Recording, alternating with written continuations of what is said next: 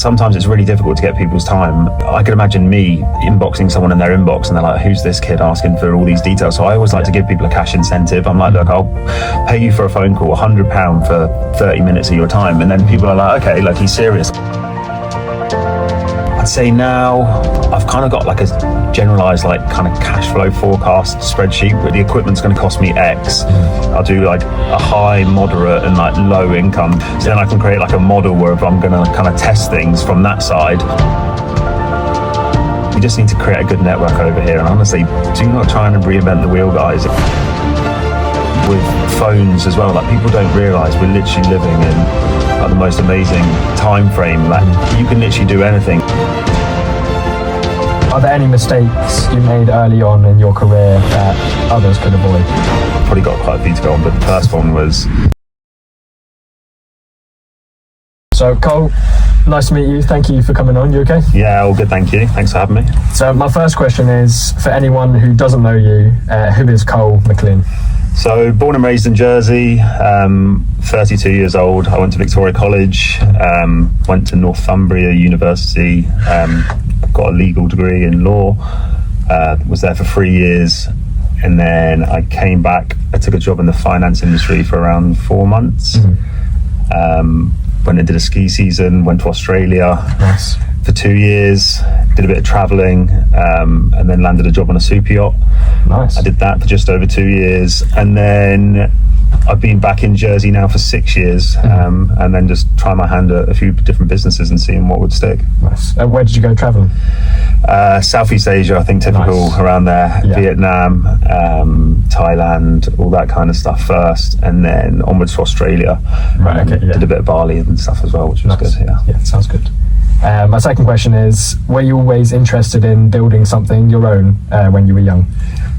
I think so, yeah. I've always had like a bit of like a creative mind, I'd say, which was made me a little bit different. I'd say at school, I always tried hard, but I would always think of outside the box and how to do things. Yeah.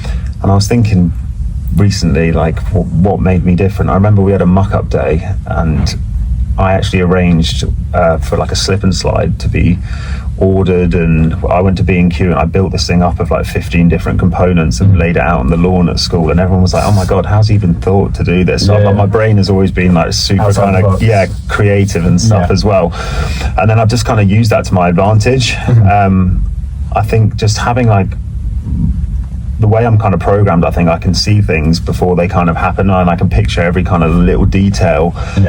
So for example, before my sauna business or before anything I do, I kind of like envision of what it's going to be and how it's going to work and how I'm going to run it, and I go quite into detail with stuff, and then it's just kind of manifesting it, or I don't know, just kind of picturing how it's going to be and then put it into reality. Yeah, okay, that's good. And then my other question, before Sauna Society, you founded a few different ventures such as outdoor entertainment. Yeah. What did you learn from these different businesses?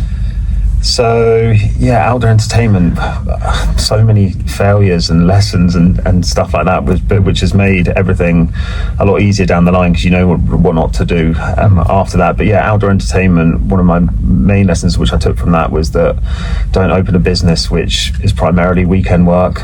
Right, okay. So bouncy castles, inflatables, and loads of other stuff I used to do for children on a weekend as part of their time off for their birthdays and stuff. But then during the week, I found myself still like eerily kind of quiet unless it was like a half term. So it just taught me how like a cash flowing business which I could run like 7 days a week was kind of paramount to any kind of long term business.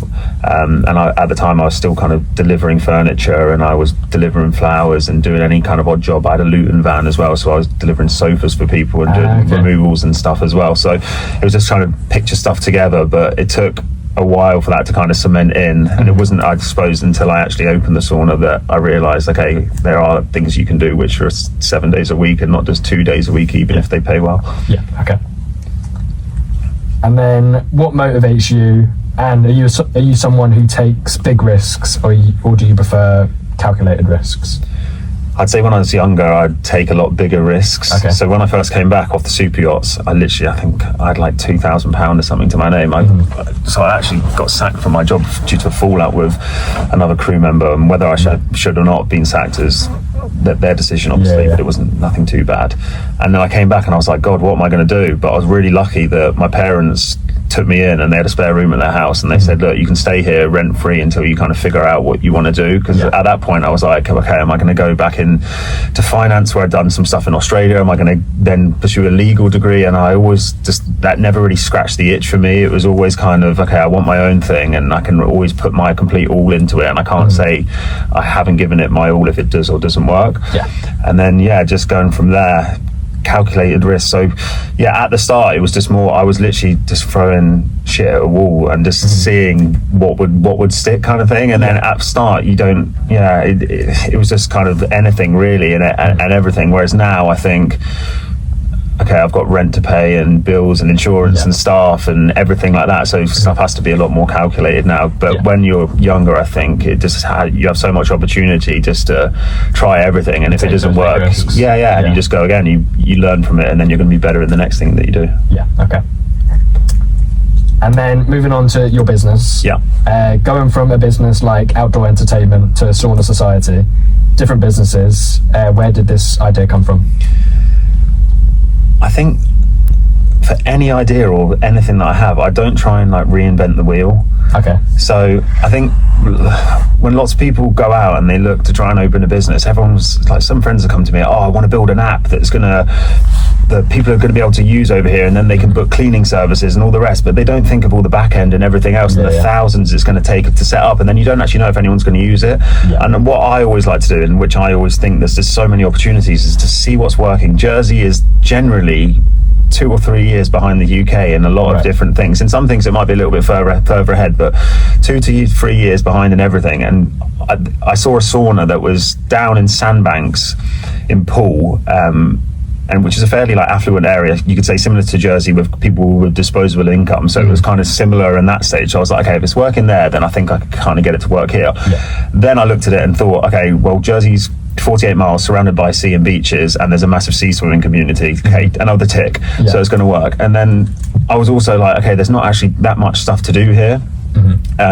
So I just thought, I'll just kind of give it a crack. And at the time I did have Outdoor Entertainment running, and that was still running well. I didn't really have a thing that I wanted to sell it, but I managed to, I had the inflatable water football at the time, and I had quite a bit of money that came in ahead of time that I book out for birthdays like 1 or 2 months in advance, and it had me in a quite a good cash position. So I actually heard of someone else through my parents, like a friend or whatever, that was like, we're thinking of maybe doing this, and it kind of gave me the kick up the backside, in order to be like, okay, I've thought about this for the last 2 years, I can't let somebody beat it to me. I'm really kind of competitive like that. So I was just like, okay, there was a advert on Rightmove, which is normally like properties for sale, but for some reason the sauna was for sale on there. It was pretty much brand new. I bought it blind without even going to go see it, just a few WhatsApp pictures and a phone call, and within a week it was kind of here. It was in my parents' drive, and then it was kind of having to figure out all the other stuff. But I love that kind of unknown stage, of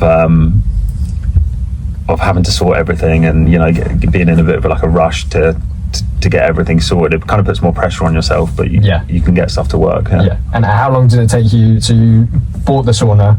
How long did it take you to get it up and running? So I think it came over in the May, and I got it open for July the 28th, 2023. Okay. So, and that was with full website, but I had a few people which I knew now because I'd run a few businesses previously. Like I had a website guy called Harry that I could literally WhatsApp, and then I'd send him a website of a similar one in the UK and a similar booking system. I'm like, okay, I want it like this, and we want it like that. So when you have other people helping you like that, it's not too difficult.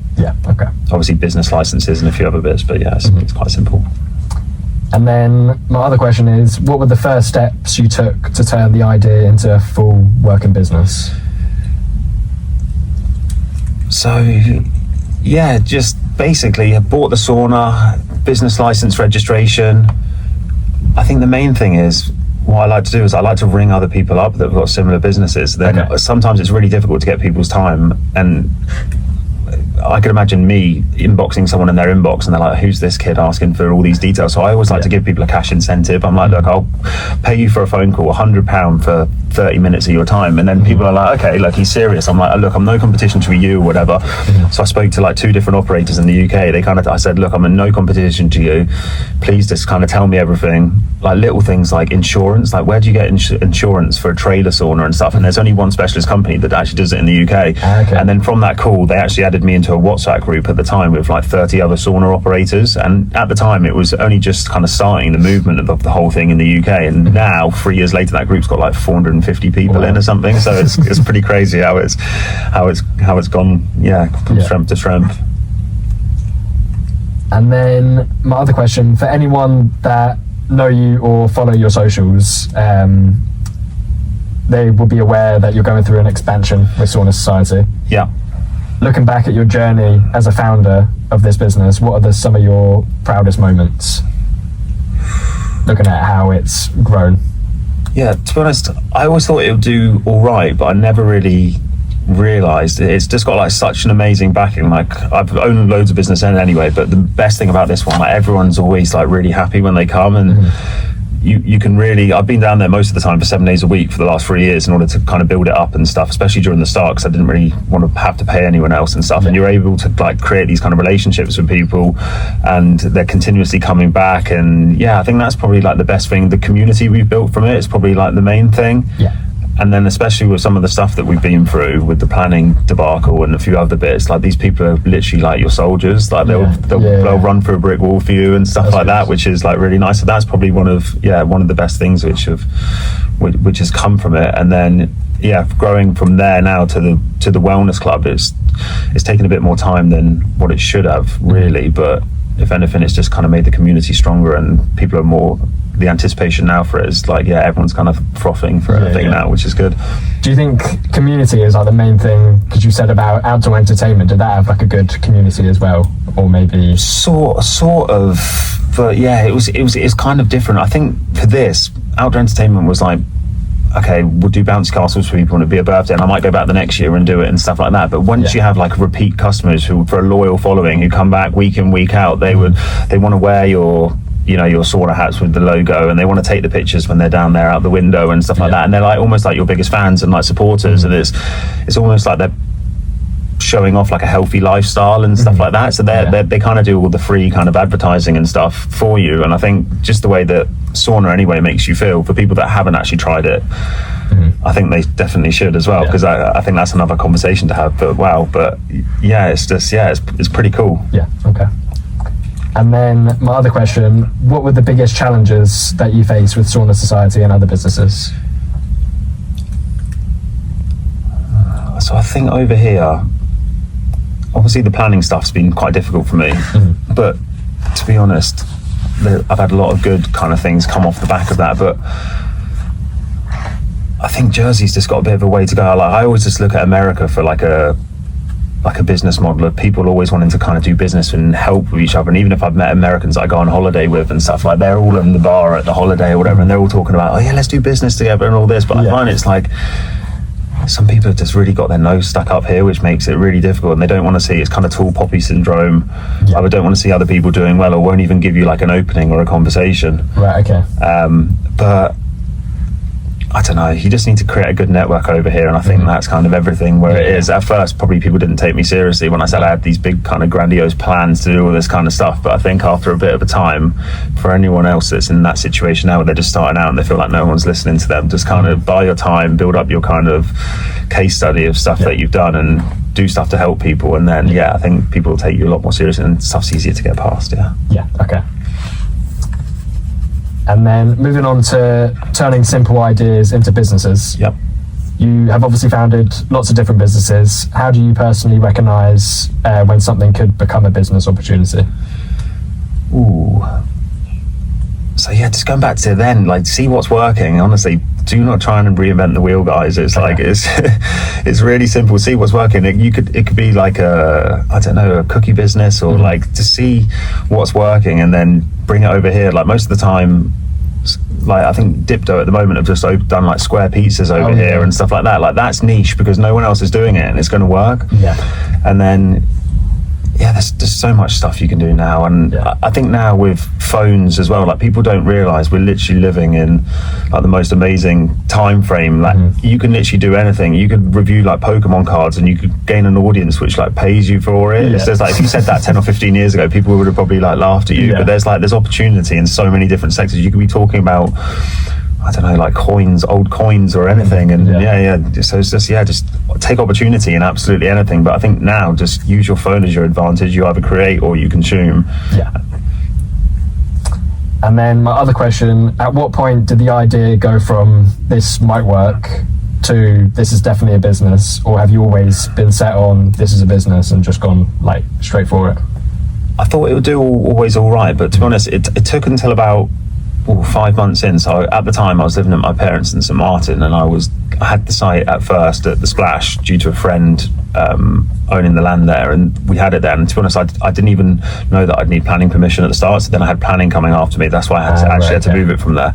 But at the time I was literally going there for like one couple that would use it in the evening, and I would just about maybe make the money back on wood, and it would be like 45 minutes there, 45 minutes back from St Martin's just for one person. And at the same time I was trying to run the bouncy castle business for all the inflatables in the summer and stuff as well. So it was long, but I just kind of bided my time with it. I knew what I had was like an amazing product, and that two people would talk about it with their kind of friends and stuff, and then end up coming back.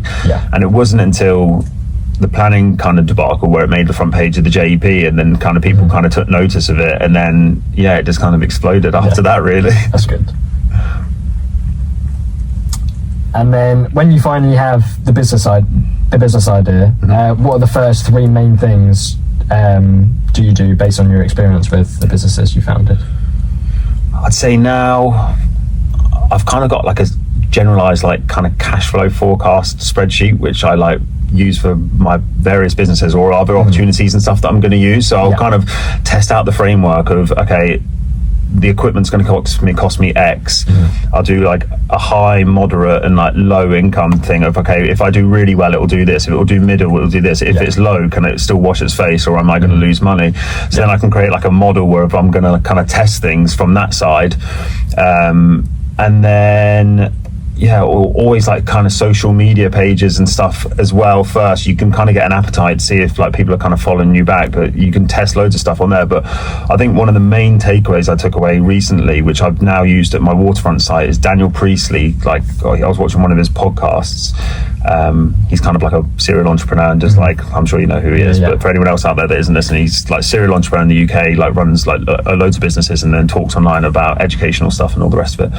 And then basically he said his number one tool was wait lists for everything. And I suppose some businesses it might not be quite as essential for, but even for like kind of tech businesses and stuff, to kind of test your product, or for example in my terms it was kind of, let's see how many people we can get signed up to a wait list for a membership, and see how keen they were. And he actually has a specific website that he invests in, and you can use. But my website guy Harry said, look, don't sign up to those big fees. We'll just run it on like a Google sheet and see. Then so even before we've even put like a spade in the ground, we've already got over 700 people willing to go on a website. We asked them like 6 questions. So we've already got the data of what time of the day what they want to come, how many sessions they want to buy a month, what kind of equipment other than the saunas and the ice baths they want to see there in terms of recovery equipment, so we know exactly what they want from the outset, and kind of like how much they want to pay per session, and whether they want access to both sites or just one site. And now with AI and stuff, before you'd probably have to go into that and you'd tick everything off, and you'd be like, okay, so one in here, one in there. You can literally now just chuck this document into Claude, and you can say, okay, analyze this for me, and just completely break this down, and then it's done for you within seconds. So it's pretty cool. So I'd say that's probably the main thing that I'd say is always like wait list, or just kind of test out the market before you fully. If it's a little thing and it's only going to cost you a couple of £100, then just go for it and see what can happen if you really kind of believe in it. But if it's something where it's like, okay, it's a considerable investment, kind of test out some stuff first. and then go from there. Because most of the time, depending what your service is, people might pay you up front for it, and then you can use that then to buy the equipment anyway. Yeah. So did you do a waiting list when you started Sauna Society as well, or just for the wellness centre?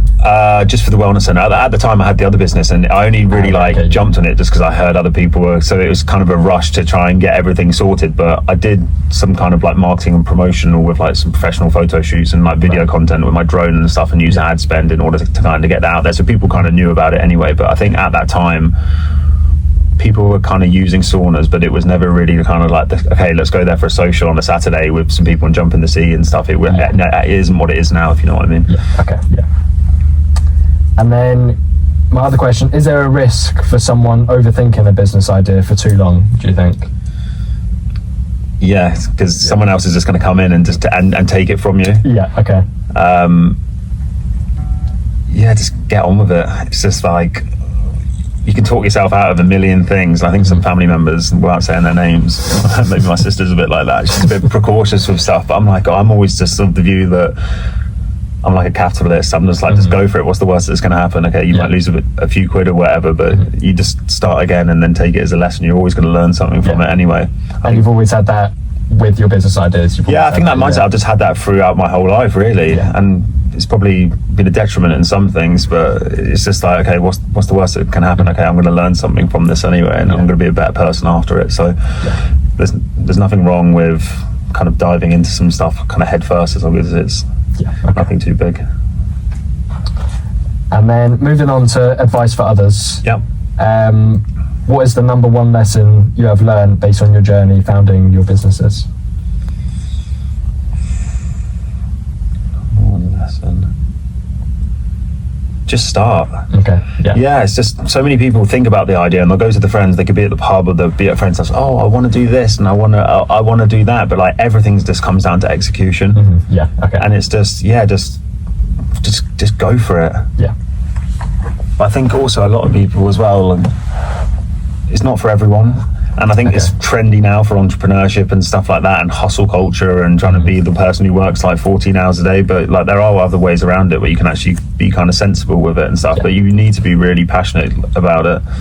Like you're going to work 7 days a week, and for some people they just want to be able to switch off, at 5 p.m. and go home and not have to worry about anything. So it's completely different lifestyle, but at the same time it's very enjoyable.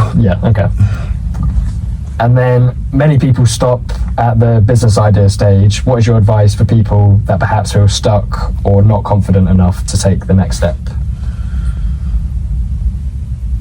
Just look at your current situation and see if you're really kind of fulfilled and happy with it.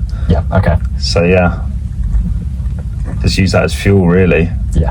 Use it as like a chip on your shoulder, or somewhere you don't want to be, or if you want more, or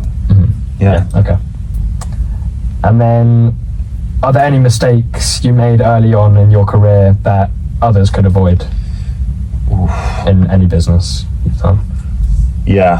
So when I've probably got quite a few to go on, but the first one was I was setting up a company called The Balcony Bar, and I registered the business in Jersey. And basically what it was, I seen some friends in Australia it was during COVID, so everyone was at home as well. So I was like, okay, I'll see if I can get this to work. People were chucking money on like stupid stuff. And then basically what it was in Australia, that people who lived in apartments and on their balconies, it was like this kind of like wooden like bar top that people would custom make.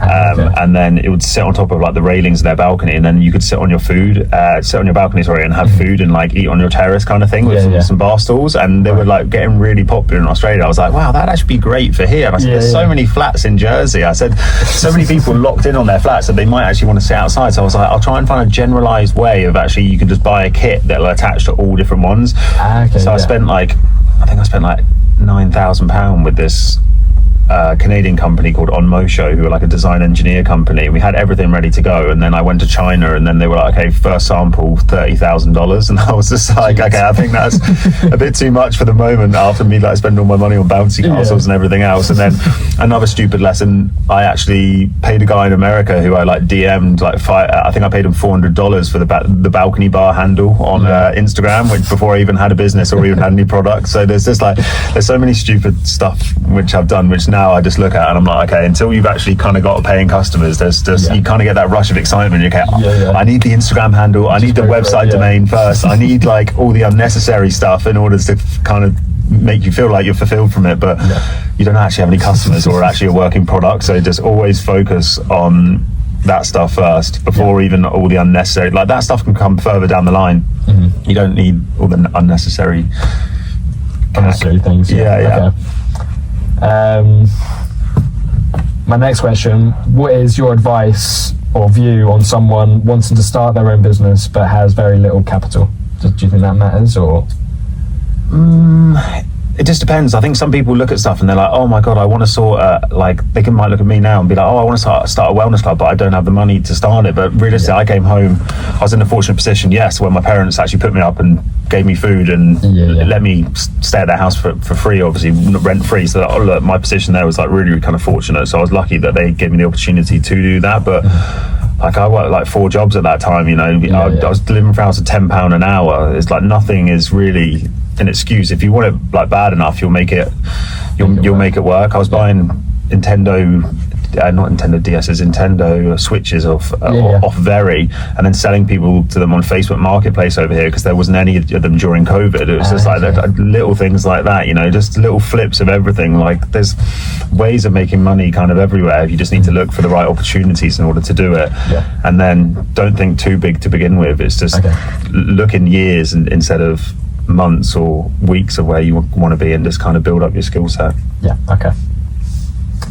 And then we've got a tradition of the podcast where viewers submit their own questions via Slido. One question for you: what does a typical day look like running Sauna Society? So people actually follow me on TikTok. Do you know what? They're like some of my best kind of performing videos now. They're like, So I show like not like a day in the life, but just day in the life of a person who runs a sauna business. And that seems obviously quite interesting. But basically, I've just actually hired someone, or someone's kind of stepped in now. So I've actually stopped working 7 days a week now, which is actually quite nice. But it's actually quite difficult for me because it's hard. I hold quite like a meticulous standard of how I like stuff done, and I think if anyone comes down to the sauna anyway, they'll see it's always kind of immaculate and stuff. So it's quite hard for me to kind of let go sometimes, but I think I need to get better at this now as I kind of progress as a business owner and stuff. But normal day now, Monday to Friday, I work Monday, Tuesday all day down at the sauna. It's kind of just getting everything ready, making sure everything's sorted. There's always 1 or 2 kind of repairs that I'll probably have to do with like fixing something during the week where I bring my stepdad and get him to come down because he's better at that stuff than me. You'll probably laugh if you watch this. Me saying that because he's like the generalized unpaid handyman. And then it's just kind of keeping on top of everything. And then during the day, it's people could be rescheduling. I've got vouchers and stuff to do. But I think the main thing now, my time is just getting everything ready for this bigger site, and there's just so much stuff as certification, to speaking with engineers, going back and forth, and then there's sorting the money and the insurance, and then looking at like booking systems, but I've kind of got everything. I'm quite structured with keeping stuff in line and knowing what I have to do with like a checklist and ticking everything off, and then it's just kind of step by step now of all my kind of time is kind of going towards that. And then I'm also opening another business, but I won't talk about that yet. But so it's just which you know now, so it's just trying to sort that stuff out as well, and spinning 100 plates at a time. But I think that's just what we do, you know. we enjoy it. What's been your most enjoyable business that you've done? Is it Sauna Society or? I'd definitely say Sauna Society. Do you know what? I haven't talked about this one yet. So basically, one of my first businesses was when I came back from university. I was working for Sun, I think, for 6 months as a junior fund administrator. And I hated it. I went into the job in June, and I remember coming back every day to speaking with my mum, and I was just like, I can't do this for the rest of my life. And I understand that it's different for everyone, and at the start they have you in there and you're literally like of no use to anyone. I'd literally go and collect stuff from the printer, and like they just give you like no jobs, no half decent jobs and all the rest of it. And I was just like, I was just getting frustrated because it was so slow and boring, and kind of my mind was just like numb. I was like, and then but I did save up a little bit of money over 3 months, and I actually bought like 75 of those hoverboards from Alibaba. And at the time I set up an Instagram account, and then at the time Instagram never actually banned anyone for following more than like 1,000 people a day. So I followed like 4,000 people in the space of like 2 days, and I got like 2,000 followers back. And they're like, at the time, like now you'd just be completely banned from doing that if the algorithm wouldn't let you. But I had like an engaged audience already. I was like, oh, I've got some of these coming, and like instantly I think I sold 20 of them before they'd even come. With a deposit, so that kind of helped pay for the order when it came. And then I opened a stand at like the Jersey Tech Fair, which is up at Fort Regent. And at the time I was working for Sauna, and I finished on the Friday and went up there on like the Friday afternoon, took the afternoon off work, and then I was there for Friday, Saturday, and we sold out by the Saturday. They'd all finished. And then on the Sunday, I remember I was so smug. I don't know how much money I made, but it was like a decent amount. It paid for my ski season, and I only had to work 2 days a week for when I was there. And I remember being really smug, and I sent an email to my boss on the Sunday, and I was like, just to let you know, I won't be coming back in. And that was like the first time where I was like, okay, like this is actually what's, I'm not like, look, you can't do that all the time. It was just an opportunity that was there just before Christmas. It was like mid-November or whatever, but from there I always knew that, okay, I can just do this, you know. And it kind of gave me the kind of like the belief to be like, okay, if I can do this, and it's taken me literally 10 hours to do this and spin up that kind of money kind of thing from just buying a product in China, putting a logo on it, and then letting people test it out, then like anything's kind of possible. That's good. And that's all my questions for you. Cool. But thank you so much for coming on. Really interesting. Thank you very much for having me. And good luck with the sauna business as well. No worries. Do you enjoy it, or is it more stress than excitement at the moment? To be honest, I don't. I think that's the main thing. My mum gets worried about me because she always thinks I take too much on, and she's like, I don't know how you don't. But I don't feel pressure. No, that's good. No, and I absolutely love it. And just the thought of me having been even in this position to wake up every day and just like feels like I'm just playing, you know, Monopoly like business or whatever, and we're just having a bit of fun like that. I just see everything as a game, and that's just how it is. And if it works out, it works out. If it doesn't, I'll just go on to the next thing. So I think that's just the best mindset to have. That's good. Right, thank you. Cheers, mate. Thank you.